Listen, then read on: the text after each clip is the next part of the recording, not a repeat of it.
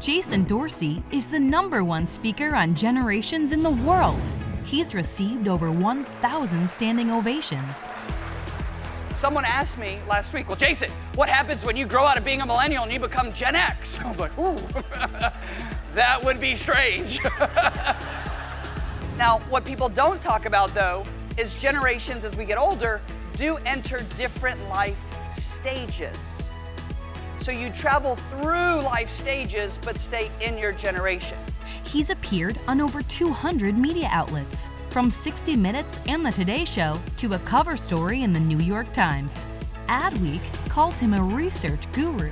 I'm going to bring in Jason Dorsey. He's a Gen Z and millennial keynote speaker. As president of the Center for Generational Kinetics, Jason has led pioneering research on 4 continents. Our research center, we're called the Center for Generational Kinetics, and what we do is we study generations, and we're on a mission to do one thing, which is to separate myth from truth. Because so much of what is said about generations, and many of you in this room probably feel it, isn't entirely accurate. Jason has delivered virtual keynotes to leaders in over 100 countries. Speaker does not adequately describe Jason, who is equal parts researcher, anthropologist, and entertainer, CEO of Mercedes-Benz. The following video segments feature Jason delivering a custom virtual keynote. As you know, we've been studying the impact of COVID-19 since March. And this is important because since we've been fielding studies since March looking at the impact of COVID-19 by generation, we've made some really shocking discoveries, which is also why we've been getting so much media and working with so many different clients. For example, you hear people say all the time, we're all in this together, which is very well intentioned, but it's not true. What our research has shown is that each generation is experiencing COVID-19 in this pandemic differently in terms of affecting work, consumer habits, attitudes toward the future. Let me give you one example. We've seen very different response with Gen Z over the age of 18 and those under the age of 18. We predict that Gen Z over the age of 18 could have 3 to 5 years of economic headwinds and maybe more. Whereas those younger than 18, the further you are from those transitional periods, the more we see some early signs of positives coming out of it, such as online learning and so forth, along with the benefit of learning from the older part of the generation in terms of pivoting, careers, education, and so forth. This is very important. It happened with the millennials. Older millennials, like myself, we crashed into the Great Recession. Our experience was very different than younger millennials who came of age in a more robust economy. So even though we're in one generation, we're seeing different impacts. Now let's talk about the impact of COVID-19 on each of the generations: Gen Z, millennials, Gen X, and baby boomers. At the Center for Generational Kinetics, we believe that generations are not a box that each of us fit neatly inside based on a birth year alone. It doesn't work that way.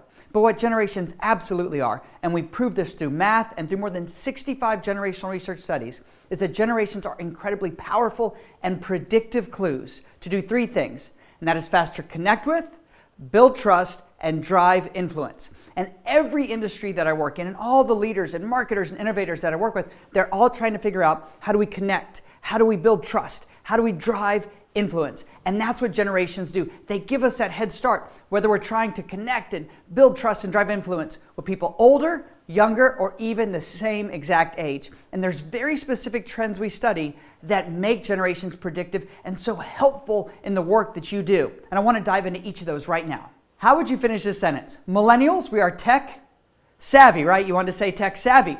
What we uncovered in our research is that millennials are not tech savvy. And this is so important for you and your industry. It has huge implications on sales and marketing as well as in the workforce. What we uncovered is that millennials are not tech savvy. What we actually are, we are tech dependent. And there's a huge difference between being tech dependent and tech savvy. And let's talk about exactly what that means. One of the most shocking discoveries in our leading multiple generations remotely study is that a majority of adults in the US want to return to work in a physical office environment. Now it's 53%, but that's a really big deal because the perception is people just want to work from home in their pajamas and they love it and it's all great. And the reality is that is not how many people are experiencing the world of work today. And I think this is important. For certain industries, certain occupations, absolutely, remote work and certainly hybrid work, we believe, is going to be the new norm. But for many industries and for many roles, We find that people still want to physically show up in an office environment at least a few days a week, and some of them 5 days of the work week, because that's where they feel they are most effective. And as we look ahead, we think this is going to have huge implications on reboarding when people come back to work, and as we look ahead to see what does that new workforce look like. In particular, what does that new work environment look like? And let's talk about what does this mean to communication.